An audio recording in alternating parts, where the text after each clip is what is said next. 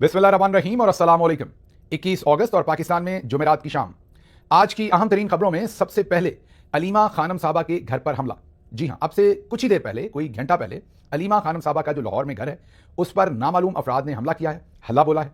ये तमाम लोग प्लेन क्लोथ्स में थे, जाहिर है इंटेलिजेंस एजेंसीज के लोग होंगे। घर के अंदर घुसे, जबरदस्ती घर के अंदर घुसे, मुलाजमीन के ऊपर तशद्दुद किया, घर के अंदर तोड़ फोड़ की और अलीमा खानम के छोटे साहबजादे शराज खान को अगवा करके साथ ले गए। जी हाँ, इमरान खान की हमशीरा अलीमा खानम के बेटे को लाहौर से उनकी रहायशगाह से अगवा किया गया है, मुलाजमीन पर तशद्दुद किया गया है, घर में तोड़ फोड़ की गई है। और ये ऐन उस दिन हुआ है जब अलीमा खानम साहबा सुप्रीम कोर्ट ऑफ पाकिस्तान में कोशिश कर रही थी अपनी दूसरी बहनों के साथ कि उनकी चीफ जस्टिस से मुलाकात हो, या अगर मुलाकात ना भी हो तो वो सुप्रीम कोर्ट में ही धरना देंगी, मतलब कि बैठ जाएंगी जब तक कि सुप्रीम कोर्ट के चीफ जस्टिस उनके भाई के साथ उनकी मुलाकात को रिस्टोर नहीं करते। आपको पता है कि इमरान खान साहब की जो उनकी बहनों के साथ मुलाकातें हैं वो पिछले तकरीबन 1 महीने से ज्यादा अरसा हो गया मुकम्मल तौर पर बंद की हुई हैं। उसके लिए हाई कोर्ट भी गए, लोअर कोर्ट भी गए, सुप्रीम कोर्ट भी। जब मुकदमे की समाअत हो रही थी तो उसमें सलमान सफदर साहब ने कहा, पिछले दिन की बात कर रहा हूं, कि बहनें बात करना चाहती हैं आपसे। हालांकि माजी में सुप्रीम कोर्ट इजाजत देता रहा बहुत सारे लोगों को, लेकिन यहां पर सुप्रीम कोर्ट ने इमरान खान की बहनों को बात करने की इजाजत नहीं दी।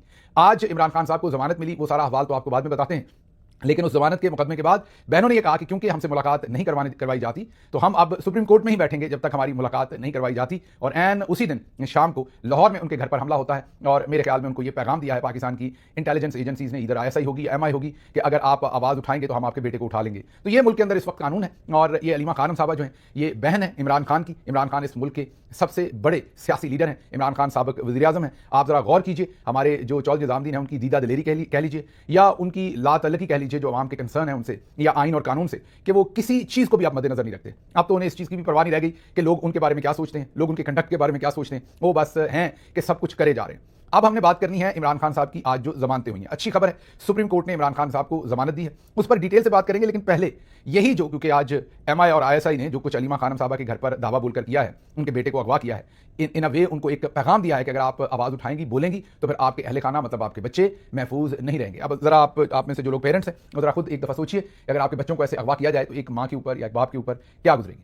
इमरान खान की जो भांजे शराज खान है, इनको कभी किसी सियासी एक्टिविटी में, किसी सियासी रैली में, किसी चीज में कभी नहीं देखा। इनके दूसरे भाई तो कभी कभार छोटी मोटी रैलीज में जैसे सारे दूसरे बच्चे आ जाते हैं, ये भी देखते रहे हम। लेकिन ये वाला जो बच्चा है इसको तो कभी किसी ने किसी चीज के अंदर नहीं देखा। अपनी जो उसकी पढ़ाई या अपना काम वाम है उसी में वो मसरूफ रहा। और आज उस बच्चे को अगवा किया क्योंकि घर पे वो था, घर पे जो भी होता उन्होंने अगवा करना था, उस वक्त वो बच्चा घर पे था, तो उसको अगवा करके ले गए। तो ये इस मुल्क के अंदर आइन और कानून है। तो ये अहवाल था आज जो सुप्रीम कोर्ट ऑफ पाकिस्तान में हुआ। अलीमा खानम साहबा और उनकी दूसरी बहनों ने कहा कि हमें हर सूरत हमारे भाई से मुलाकात करवाई जाए। इसके साथ ही साथ हमने आज जो सुप्रीम कोर्ट ऑफ पाकिस्तान में सारी समाअत हुई, जिसमें अच्छी खबर यह है कि इमरान खान साहब को जमानतें मिल गई हैं 8 मई के केसेस में। लेकिन इस खबर को हम पूरी तफसील से आपके सामने रखेंगे। लेकिन उससे पहले जो अलीमा खानम साहबा के घर पर यह सारा हमला हुआ है, जो कुछ हुआ है, इसी से रिलेटेड एक और सिचुएशन है जो DG ISPR साहब की ही है, उस पर पहले तफसील से बात कर लें, फिर हम जमानत के केस की तरफ आएंगे। तो वो है सुहेल वड़ाइच साहब के कॉलम के ऊपर आज DG ISPR ने जवाब दिया है। आखिरकार वो बोले हैं, कई दिनों के बाद बोले हैं। बोलना उन्होंने नहीं था, ये आपने बुलवाया उन्हें। वो कहते हैं ना, मैं नहीं बोल दी, मेरे च मेरा यार बोलता। ये आज DG ISPR साहब के अंदर आप सब बोल रहे थे, क्योंकि आप लोगों ने जो दुर्गत और धुलाई की वो इतनी ज्यादा कर दी, फील्ड मार्शल साहब की भी और DG साहब की भी, और सुहेल वड़ाइच की तो की। सुहेल वड़ाइच तो बेचारे गुमसुमी हो गए। लोग तस्वीरें लगाते हैं अब किसी जगह पर खड़े होकर यूरोप में कि मैं यहाँ हूं, मैं वहां हूं, और वो भी पुरानी। उस दिन वहां नहीं होते जिस दिन तस्वीर लगाते हैं, उन्हें फिक्र होती है कि कहीं वहां आवाम पहुंच के किनारे शारे मेरे खिलाफ ना लगा दें। लेकिन भारत उसकी तरफ बाद में आते हैं। आज DG ISPR साहब ने सुहेल वड़ाइच के साथ वो किया है जो शायद ही किसी सहाफी ने कभी बदतरीन ख्वाब में भी ना देखा हो कि उसके साथ ऐसे किया जाए। पूरी तफसील बताते हैं DG ISPR ने कहा क्या है, और इससे आपको यह भी पता चलेगा कि हमारे जो अक्लमंद तरीन दिमाग हैं उनकी हालत है क्या। आप डर जाएंगे एक दफा कि आप कितने महफूज हाथों में हैं। तो आज जो तर्जमान पाक फौज लेफ्टिनेंट जनरल अहमद शरीफ साहब हैं, इनके पास भी तमगा है, कोई मुझे नहीं पता कौन सा है, बहरहाल तमगे वाले हैं ये भी। उन्होंने आज फील्ड मार्शल सैयद आसिम मुनीर निशान इम्तियाज की जो ब्रसल्स में किसी सहाफी को इंटरव्यू दिया, उसके ऊपर उन्होंने जवाब दिया सुहेल वड़ाइच के इंटरव्यू पर कि उन्होंने किसी सहाफी को इंटरव्यू नहीं दिया। उन्होंने कहा कि फौज का 9 मई पर मौक़िफ़ पहले दिन से है। फील्ड मार्शल ने तहरीक इंसाफ से मसालहत मीन सुलह का कोई जिक्र नहीं किया। माफी मांगने से कानूनी अमल नहीं रुकेगा। ये उन्होंने तर्जमान पाक फौज ने आज वहां पर ये बयान दे डाला है, ये बयान दागा है कि माफी भी मांगेंगे तो जो कानूनी अमल है वो रुकेगा नहीं। अब आगे बात तो बाद में करते हैं कि सुहेल वड़ाइच ने झूठ बोला या नहीं, क्योंकि DG ने उन्हें झूठा करार दिया। DG ने कहा कि उन्होंने अपने जाती फायदे के लिए यह सब कुछ किया। सहाफी ने जाती तशहीर और जाती फायदे के लिए स्टेटमेंट दी। फिर उन्होंने यह भी कहा कि इदारा जो है सहाफी का, जाहिर जंग जियो ग्रुप, उन्हें भी ज्यादा जिम्मेदारी का मुजाहरा करना चाहिए था, उन्होंने भी गैर जिम्मेदारी का मुजाहरा किया। ये सब तो हो गया, लेकिन DG साहब कह रहे हैं कि वहां पर कोई इंटरव्यू ही नहीं हुआ सिरे से। फिर DG साहब कह रहे हैं कि कभी फील्ड मार्शल ने मसालत की कोई बात ही नहीं की। असल बात यह कि माफी की कोई बात नहीं की। और DG कह रहे हैं कि फौज का 9 मई पर मौक़िफ़ पहले दिन से है। फील्ड मार्शल ने तहरीक इंसाफ से मसालत की कोई बात नहीं की। की कोई जिक्र नहीं किया, माफी मांगने से कानूनी अमल नहीं रुकेगा। यहां वो कह तो सुहेल वड़ाइच को झूठा रहे हैं, लेकिन बदकिस्मती से DGISPR खुद झूठे साबित हो रहे हैं। 2024 का ये बयान हम आपके सामने रख रहे हैं। ये DGISPR का अपना बयान है, किसी और का नहीं। डॉन ने छापा हुआ है। DGISPR कह रहे थे 2024 में कि अगर तहरीक इंसाफ, अगर PTI माफी मांगे तो मसालत का दरवाजा खुल सकता है। ये किसी और ने नहीं, ये DGISPR ने 2024 में खुद कहा। लेकिन हमारे ज़हीन दिमागों को एक तो याद नहीं रहता, लेकिन इन्हें ये नहीं पता कि सोशल मीडिया कितना बड़ा इंतशारी है। सोशल मीडिया सारा कच्चा चट्ठा खोल देता है, और जो सोशल मीडिया है वो फिर हर चीज़ याद करवाता है कि आपने ये ऐसे कहा था। और ये जो याददाश्त है, याद माजी अजाब है, और ये जो याददाश्त हम भूल जाते हैं अपनी मर्जी की, और सेलेक्टिव मेमोरी रखते हैं जो चीज़ हमें सूट करती है, सोशल मीडिया ये नहीं होने देता, और वो हर चीज़ को उठाकर आपके सामने फेंकता है। जब आपको हजीमत होती है, शर्मिंदगी होती है, आपका झूठ पकड़ा जाता है, तो आप खसियानी बिल्ली खंबा नोचे वाली बात होती है। फिर आप सोशल मीडिया पर चढ़ दौड़ते हैं, कहते हैं ये इंतशारी हैं, बदतमीज़ हैं, ये मुल्क के अंदर फसाद बर्पा करना चाहते हैं, फिर कुरान की आयतें सुनाते हैं। लेकिन ये झूठ बोलने पर कुरान की कोई आयत नहीं है। ये जो DG साहब ने आज झूठ बोला है कि हमने कभी ये माफी वाला बयान नहीं दिया, तो ये तो आपका अपना बयान 2024 का, जिसकी कभी आपने तरदीद नहीं की, और ये डॉन ने छापा हुआ है। पूरी दुनिया ने सुन रखे हैं आपके ये सारे बयान को, पहली दफा तो नहीं है। आगे चलते हैं। उन्होंने आगे कहा कि ब्रसल्स के इवेंट में तहरीक इंसाफ का ना कोई जिक्र हुआ, ना ही माफी का। ये एक सहाफी की जाती मफाद और तशहीर हासिल करने की कोशिश है। सुहेल वड़ाइच की ये एक नामुनासिब हरकत थी, यानी 10 साला मंसूबा, यानी माफी, अरबों डॉलर्स की इन्वेस्टमेंट, सब सुहेल वड़ाइच ने झूठ लिखा। अच्छा, अब इसमें सवाल यह है कि इधर औरिया मकबूल जान, इमरान रियाज, दूसरे सारे सहाफियों पर तो पीका के ठका ठक मुकदमे, मेरे पे भी ये व्लॉग में को बात कह दूं, ठका ठक आप मुकदमे करते हैं। अब आप कह रहे हैं कि सुहेल वड़ाइच ने आपके फील्ड मार्शल साहब जो इस वक्त ताकत कुल हैं, उनके खिलाफ इतना बड़ा झूठ लिख दिया कि अरबों डॉलर की इन्वेस्टमेंट आएगी। माफी वाली बात, कुरान में शैतान और फरिश्ते वाली ऑफर आपने कर दी महदूद मुद्दत के लिए। ये सब कुछ सुहेल वड़ाइच ने जाती तशहीर, ये सब कुछ सुहेल वड़ाइच के इदारे ने जाती फायदे और तशहीर के लिए, और सब कुछ झूठ लिखा। अब ये किसी आम को बिशारत मुसल्ली के लिए तो नहीं लिखा ना, मतलब को बिशारत मुसल्ली का बयान तो नहीं किसी ने छाप दिया कि उसको गांव में फर्क नहीं पड़ता। ये फील्ड मार्शल आसिम मुनीर का बयान छापा है, जो आपके इदारे के सरबराह भी हैं इस वक्त, तो वो मुल्क के भी सरबराह बने हुए हैं खुद साख्ता। तो इस सूरत हाल में को पीका लगेगा, वो सुहेल वड़ाइच साहब का नाम ECL पे डाला जाएगा, कोई जियो न्यूज़ के ऊपर जुर्माना होगा। मैं ये नहीं कह रहा होना चाहिए, मैं तो इन सब चीज़ों के खिलाफ हूं, बिल्कुल नहीं होना चाहिए कोई भी पीका पे मुकदमा इन पर। बाद में ये ना कह दें कि मैं कह रहा हूं मुकदमा दे, लेकिन मैं पूछ ये रहा हूं कि ये इम्तियाजी सलूक क्यों? दूसरे साफियों को तो आपने अभी तक तुम देना था। ये बाद में हम बात करते हैं कि क्या किसी की जुर्रत वाकई हो सकती है कि वो आर्मी चीफ के बारे में इस तरह की स्टेटमेंट खुद लिख दे, उस पर हम आते हैं। लेकिन आगे जरा चलते हैं। आर्मी चीफ का इंटरव्यू वाकई हुआ। सुहेल वड़ाइच कोई आम सहाफी नहीं है, आर्मी के मतलब कोई ऐसे ही बेचारे ने कोई, ठीक है सुहेल वड़ाइच साहब, मतलब आप कई दफ़ा एथिकल डायलेमा कह लें इसे, हालात की सितमज़रीफ़ी कह लें, हालात की मजबूरी कह लें, कि कई सूरत हाल ऐसे आती है कि आप जिस शख्स को सारी जिंदगी गलत कहते रहें, कई दफ़ा आपको उसे भी सही कहना पड़ता है। हालात की सितमज़रीफ़ी इसी को कहते हैं। आज हम देखिए कैसे दो राह पर खड़े हैं कि हमें नापना पड़ रहा है कि सुहेल वड़ाइच ज़्यादा झूठ बोल रहे हैं या DGISPR ज़्यादा झूठ बोल रहे हैं। तो यकीन कीजिए कि जब हम ईमानदारी से नाप तोल करके बात बताते हैं, तो जिस सुहेल वड़ाइच को मैं रोज़ गलत कहता हूं, आज अपने मुंह से मानना पड़ रहा है कि इस इक्वेशन में, मौजूदा इक्वेशन में जो हमारे सामने है, ये जो एक बात है जिसमें DGISPR और सुहेल वड़ाइच आमने सामने खड़े हैं, मुझे अफसोस से ये कहना पड़ता है कि इसमें सुहेल वड़ाइच सच्चे साबित होंगे, हो रहे हैं, नजर आ रहे हैं, और इसमें DG साहब झूठ बोल रहे हैं। वो कैसे, आपको बताते हैं।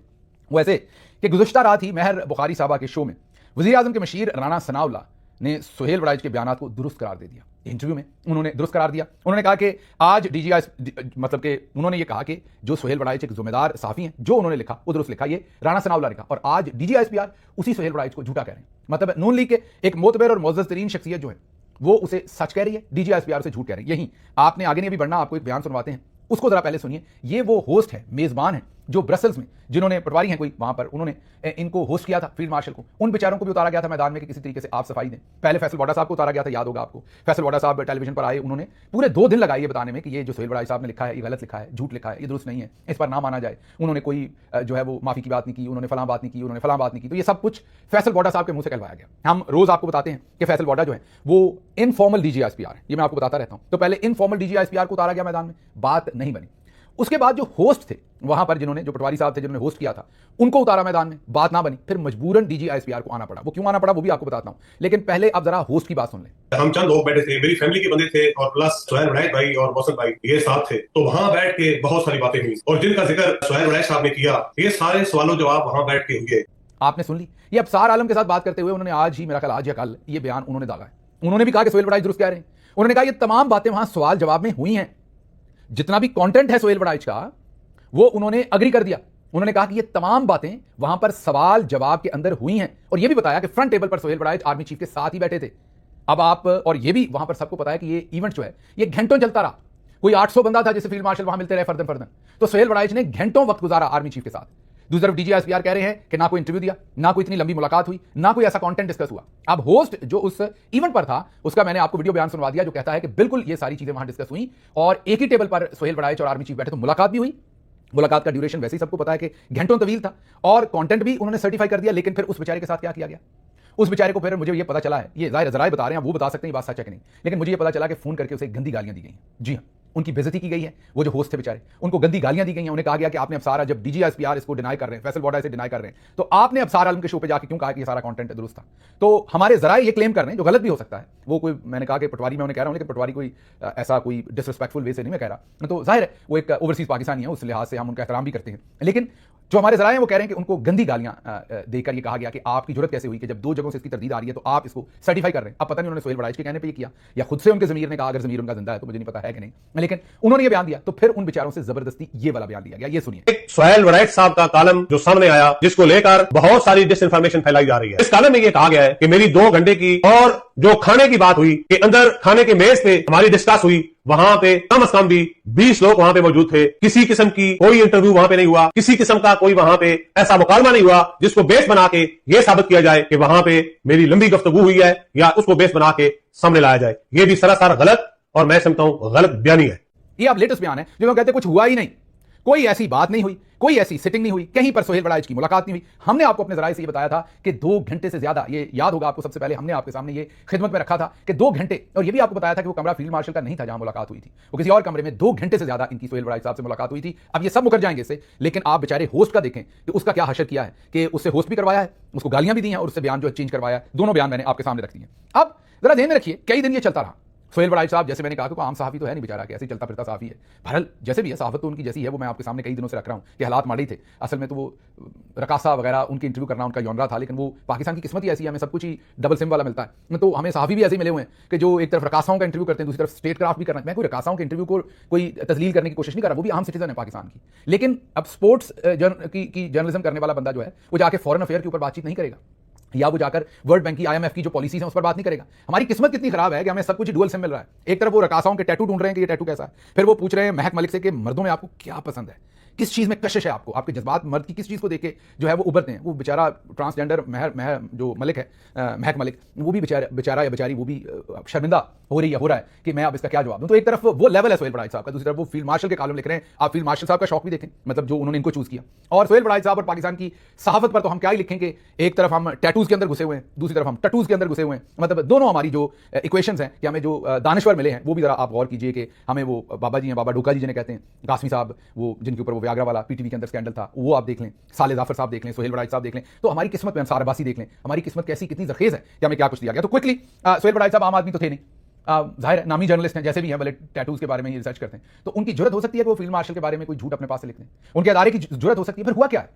हुआ यह है कि जब अवाम ने दुर्गत बनाई और बेपनाह दुर्गत बनाई, वो माफी वाली बात पे, फरिश्तों वाली बात पे, शैतान वाली बात पे बेपनाह दुर्गत अवाम ने बनाई है, तो पहले फैसल बॉडा को उतारा, उसके बाद इन्होंने कोशिश की कि दूसरे टाउट सहाफियों से कुछ कहलवा लें, और जब तब भी मामला हाथ में नहीं आए तो आखिर DGSPR साहब को मैदान में आना पड़ा। अब माजी के झरोकों में देखना पड़ेगा, नवाज शरीफ से डील की खबरें मनगढ़ंत और बेबुनियाद हैं। DGSPR lieutenant general Babar Iftikhar साहब ने यह बयान दिया था, मेरा ख्याल उस वक्त तो मेजर जनरल थे अगर मैं गलत नहीं तो। उन्होंने कहा था कि नवाज शरीफ से डील की खबरें मनगढ़ंत और बेबुनियाद हैं, कुछ ऐसा नहीं हुआ। बाद में पता चला DG साहब झूठ बोल रहे थे, बिल्कुल ऐसा ही हुआ। तो अक्सर औकात हमारे DG साहब दबा के और टका के झूठ बोलते हैं, और बाद में वो चंद महीनों के बाद पता चलता है कि वाकई झूठ था। तो इसलिए ये कहना कि ये झूठ नहीं हो सकता, अब DG ने कह दिया और सोहेल बड़ाइच बेचारे को झूठा कह दिया, मनगढ़ंत कह दिया, ये कहा कि अपना फायदा उठाने के लिए, अपनी माइलेज लेने के लिए सब कुछ किया। ये सब कुछ बिल्कुल मेरे ख्याल में तो झूठ है।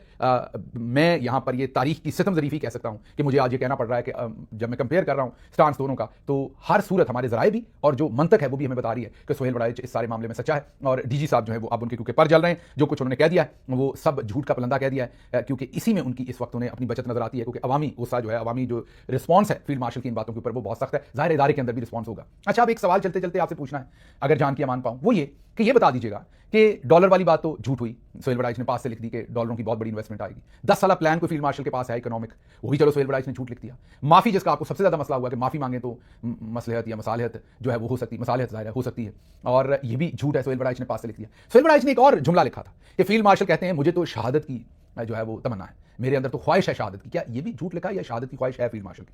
ये मैं सिर्फ सवाल पूछना चाह रहा हूं, क्योंकि आपने कहा कि सब झूठ है। तो ये जो जुमला उन्होंने लिखा था कि फील्ड मार्शल ने कहा कि मुझे किसी ओहदे की ख्वाहिश नहीं है, मैं तो एक सिपाही हूं और मेरे अंदर शहादत की आरजू है, ख्वाहिश है, तो क्या ये शहादत की आरजू वाला हिस्सा भी सुहेल वड़ाइच ने खुद ही अफसानवी लिख दिया है फील्ड मार्शल साहब को ऐसी कोई ख्वाहिश नहीं है, या वो वाला हिस्सा सच है? अच्छा, यहां पर एक बहुत बड़ा सबक है सुहेल वड़ाइच साहब के लिए, अगर वो सोचें तो। सिर्फ सुहेल वड़ाइच नहीं, मुनीब फारूक जैसे जो डिजिटल नाई है, हसन अयूब, हमारे दोस्त बहुत अच्छे, मैं तो उनका बड़ा एहतराम करता हूं, कामरान शाहिद साहब, फिर वो जो एक सस्ते किस्म के आजकल टाउट आए हैं मार्केट में, बड़े सारे बड़ा स्पीकर, वो जो अपना सोरवर्दी साहब, अच्छा, फिर नसरुल्लाह मलिक, ये तमाम, और फिर सियासतदानों में भी जैसे फैसल वाडा साहब आकर भरपूर तरीके से इनफॉर्मल DGSPR के तौर पर अपना मौक़िफ़ देते हैं। इन सब दोस्तों के लिए सोचने का मकाम है कि जब चौधरी साहब के पांव जलते हैं तो आप ही को नहीं चलेंगे, वो एक मिनट नहीं लेते आपको डिस्क्रेडिट करने में। मैं आपको बार बार बताता हूं कि जब वक्त बदलना है तो आपका किसी ने फोन नहीं उठाना, मुनीब फारूक साहब। अब जरा सुप्रीम कोर्ट की खबर आपके सामने क्विकली रख दें। सुप्रीम कोर्ट में आज आखिरकार इमरान खान साहब को जमानतें मिली हैं 9 मई के केसेस में। जस्टिस मियां गुल हसन औरंगजेब की जगह जस्टिस हसन अजहर रिजवी साहब को डाला गया। इन लोगों ने सोचा कि आखिरी मिनट पर बेंच चेंज हुआ तो आज फिर मुकदमे में ताखीर कर देंगे, लेकिन शुक्र अल्लाह का कि ताखीर नहीं की गई, मुकदमा सुना गया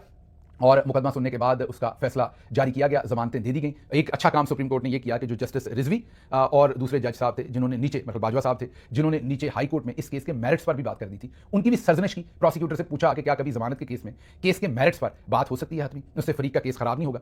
प्रोसिक्यूटर ने माना कि हाँ, मेरिट्स पर बात नहीं हो सकती, पर प्रोसिक्यूटर ने फिर खुद ही सुप्रीम कोर्ट में कहा कि मौका दें तो मैं भी मेरिट्स पर बात करता हूं, ऐसे हद है। मेरिट्स वाली बेइज्जती कर रहे हैं वो कि हाई कोर्ट ने क्यों किया? तो प्रोसिक्यूटर सुप्रीम कोर्ट में खुद ही अपने मुंह से कह के हाँ, मेरिट्स पर बात नहीं करनी चाहिए, खुद ही कहते हैं कि मैं मेरिट्स पर यहां बात कर लूं। तो सुप्रीम कोर्ट ने दोनों पार्टीज को मेरिट पर बात करने से मना किया और इन 8 मुकदमात में शायद है जो इमरान खान साहब को 9 मई की जमानत दी गई है, और उसमें यह कहा गया कि जब पहले लोगों की जमानतें यहां पर मंजूर हो चुकी हैं तो ऐसे ही इल्जाम में 3 मुकदमात में जमानतें दी हैं, तो फिर इमरान खान को क्यों ना दें, हम इम्तियाजी सलूक कैसे कर सकते हैं? फिर यह भी पूछा कि कोई मिसाल बताएं जिसमें सुप्रीम कोर्ट ने ऐसी साजिश के केस में किसी को जमानत ना दी हो। और साथ साथ उन्होंने एक बड़ा खतरनाक जुमला कहा है जो चीफ जस्टिस से कि 120 दिनों में, 4 महीने में इमरान खान के इस केस का आप फैसला कर दें।